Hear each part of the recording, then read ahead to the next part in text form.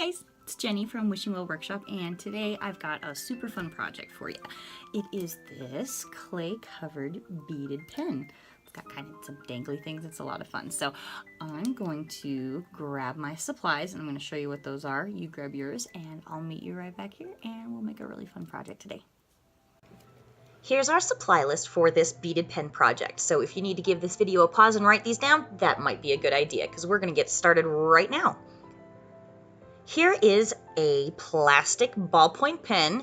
This one's a Papermate Eagle, but a ballpoint pen is what we're going to use for this project, and we're going to ditch that cap. We're not going to need that, but we are going to need to take that ink barrel out. So take some round nose pliers, and if you twist just a little bit, should be able to pop right out for you. Now save that part, but you definitely don't want that going in the oven. The plastic barrel part though is just fine. Grab some polymer clay. This is Primo in black, and we are going to just need a quarter of this block of clay today. So I'm taking a clay blade, slicing straight down, and just saving the rest for later. And we're just going to slice through one more time, and I'm going to run these through the pasta machine just so we get a long, thin strip. This is a pasta machine on number 5 setting. And here's a piece of graph paper, and what I'm going to do is lay out my thin strip of black clay on top of the graph paper. And basically what I'm doing is going to be measuring out so I can get a 5" by 1" strip of that black clay. And I pre-measured so I know that's going to fit around the barrel of the pen the way I need it to. So however you'd like to measure out a 5" by 1" strip of black clay rolled out on a medium setting on your pasta machine, go ahead and get that accomplished.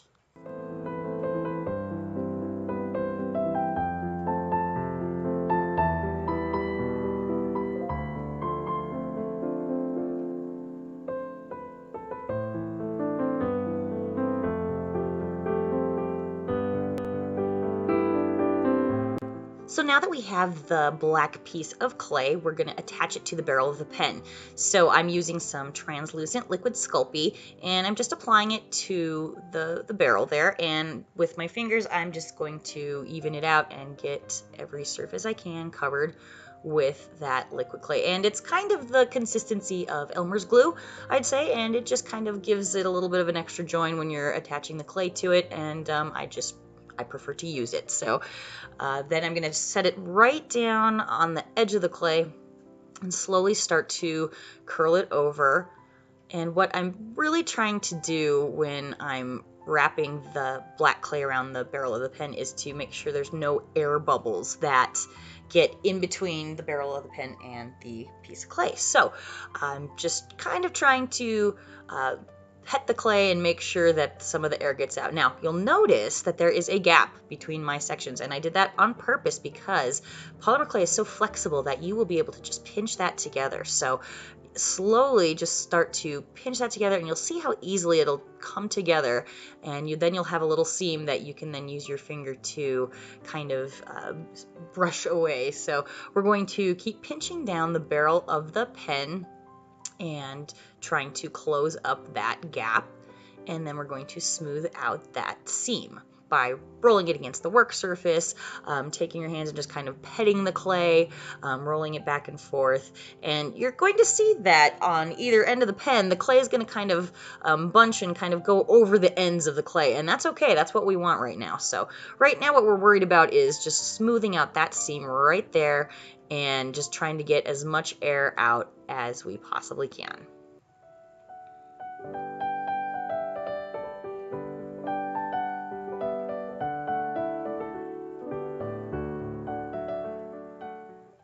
Now, once in a while, you are going to get a little bit of air trapped in there. So what you need to do is just take a little pin or a needle tool and poke it just like that, and just rub the little hole right out there and blend it back together.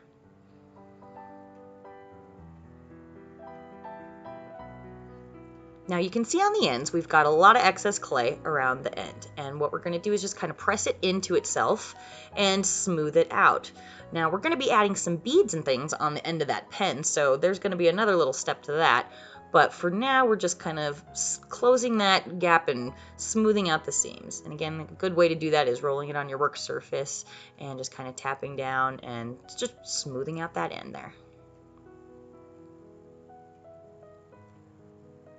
Now on the other end, on the tip of the pen, we need to pull just ever so slightly. And again, polymer clay is very, very stretchy, so a little bit of tension is going to be enough for you to stretch that over the entire tip of the pen, and we're going to trim it off in a second. So if it continues past the tip of the pen, that's totally okay. So just keep pressing it and pulling it and making it nice and smoothed out. Then just go ahead and take an X-Acto knife and trim right along the edge there.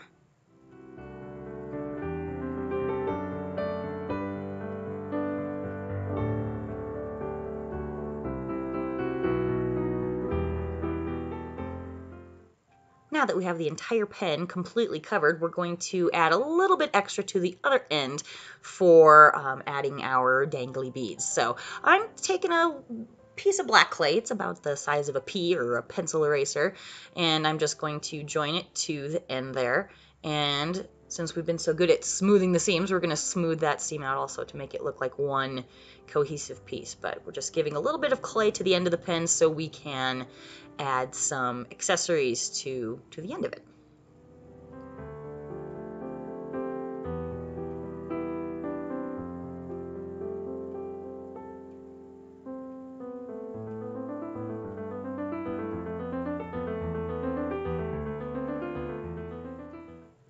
Again, just smoothing out those seams with my thumb, almost like using my thumb as a piece of sandpaper, if that makes any sense. And rolling it again, just to make it look like one cohesive piece.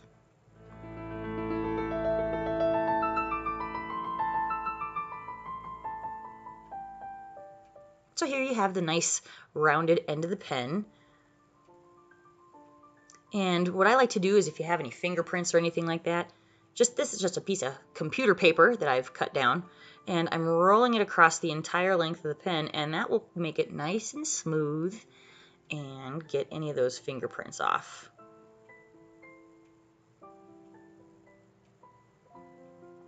Now I've grabbed a multi-sided stamp. I got this one at Michael's, and I use it a lot for lots of different projects, but I'm just finding a design that I like, and I'm going to then roll it right along the pen. I'm using, a fair amount of pressure here, and I'm just going back and forth along the pen, and that will give just an awesome texture. And it's just that simple to make a really, really interesting pattern and design just by a few little swipes of a rubber stamp. So getting the ends and the tip, just making sure everything has a little bit of that texture on it. Now to add some hardware. This is an eye pin, and we're definitely not going to need to use that whole length, so I'm going to trim it pretty close to the end. I'd say maybe 1/8 of an inch, maybe even less. But what's important here is we're going to just twist the end ever so slightly, and then we're going to embed it in the end of that pen where we added that extra piece of clay. And curling the end of it will really make sure that it is going to be in there forever and it will not slide back out after it baking. So you can see how I just pressed that in to the end of the pen there, and we'll bake it that way, and then it'll really be embedded. So put down another piece of paper. We're going to get ready to add some color to this pen. I'm just using some Tide Pool by Christy Friesen, some mica powders, and this is a really fun one. It looks pink, but when you put it on the pen, it actually looks blue. So it's really kind of crazy. You'll see what I mean in a minute. But I just threw some paper down underneath, so when we're brushing it on with that soft brush there, it's kind of protecting our work surface and everything. But I would definitely recommend a particle mask when dealing with mica powders. Safety first, people. All right, again, that's the Christy Friesen Tide Pool. I love that color. And that is some Pearl X in a duo blue. And look what happens. So when you put that on, it looks like it's pink, but it's totally blue. Now, if you were to put that same pink color on white clay, which you could totally wrap a pen in white clay, that'd be pretty as well, it would look pink but I just enjoy that blue color, so I knew that was gonna happen. So do a little test first if you're not sure how your mica powders are gonna look on your clay. But what I'm going to do is just kind of rotate back and forth between the two colors with this soft brush. I kind of tap it on first, and then once it gets stuck to the clay, I kind of just paint back and forth. And so there's a little bit of that other color, so it's a little bit more of a green. So greens and blues for this particular project. And I'm just going to keep applying the mica powders.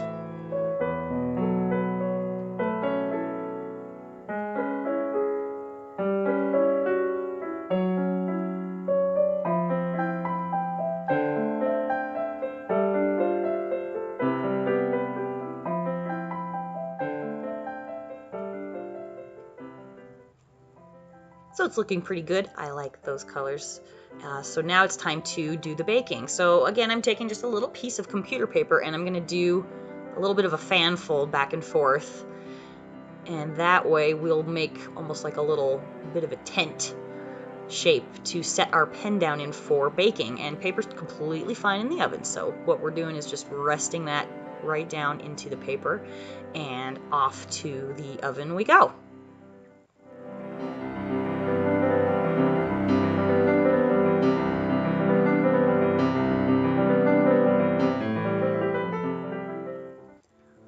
While everything's in the oven, we're going to go ahead and work with some shiny beads. Now, I just layered some beads onto a head pin, and I'm going to make a little loop. I'm going to cut about 3/8 of an inch of a length after I strung the beads on, and I'm going to make a little loop. Now, here's the disclosure. I am not the best jewelry person, so this is not my best, this is not my forte, is this jewelry making, so there are definitely lots of videos out there to help you with your eye pin making and loop making and jewelry making. This is just kind of my amateur attempt. But I'm just kind of layering some beads again on a head pin, and I'm going to trim the extra off and make a little loop so we can attach all these to a little bit of a chain and attach it to the end of our pen. So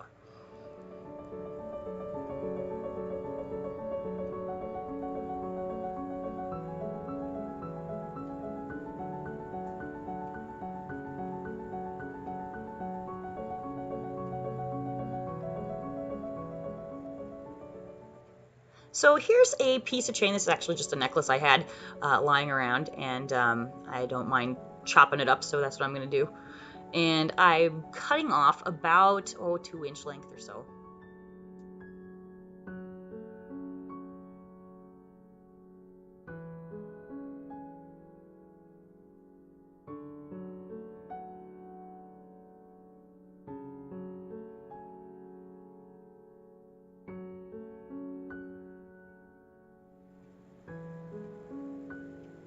And I just picked beads that matched my mica powders that I used on the pen. And whatever mica powders you use, you can make your beads match, and so you can do this in any colors you like.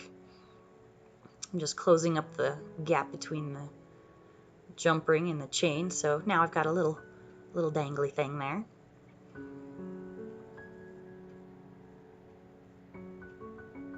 Now this is a thinner jump ring, and I'm going to attach that right actually in the middle of that chain. Actually, not quite in the middle, but maybe a third of the way. I'm just going to link it through there and close it up. So now I've got a little jump ring in the middle of that length of chain.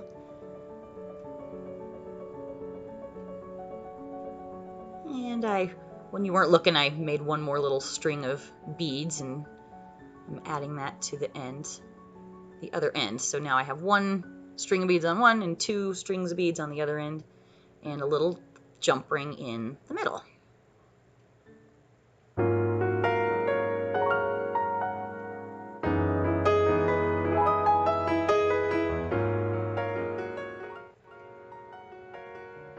Now that our pen is nice and baked, we're going to need to seal in all those mica powders. So this is polyurethane, and it's a Varathane product. It's gloss, it's water-based, it's fantastic stuff. It's great with polymer clay. I would actually not recommend much else to use with polymer clay. So I'm just going to brush that onto the baked and cooled pen, and that's going to set the mica powder so they don't go, flying off onto your fingers or anywhere else. They don't need to be. So I'm putting a couple of coats and letting that dry completely. Now, if you get a little verathane where your little loop is, just poke it with a toothpick, no problem. Let it dry all the way, maybe an hour, couple hours, let it be. Now that it's completely dry and sealed, we're ready to add our sparkly dangly beads.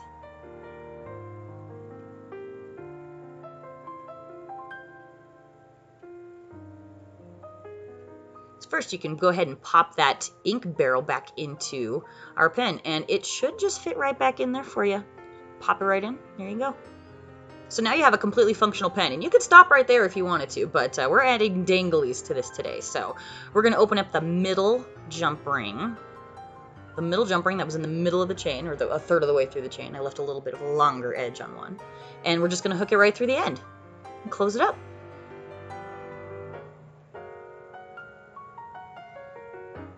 Give it a nice join, make sure not going to lose anybody, and there you go. Now you have pretty danglies on your shiny pen, and it's a completely functional pen. These are fantastic for gifts. People just love them. Hand them out. I do. People smile. Thanks so much for watching, guys. I certainly hope you give this one a try. You can make a whole bunch of them in not much time, and they're certainly fun, and they get a really great reaction. So be sure to subscribe and follow along on Facebook, Instagram, Deviant Art, and Pinterest. Again, thanks for watching. Take care. Bye for now.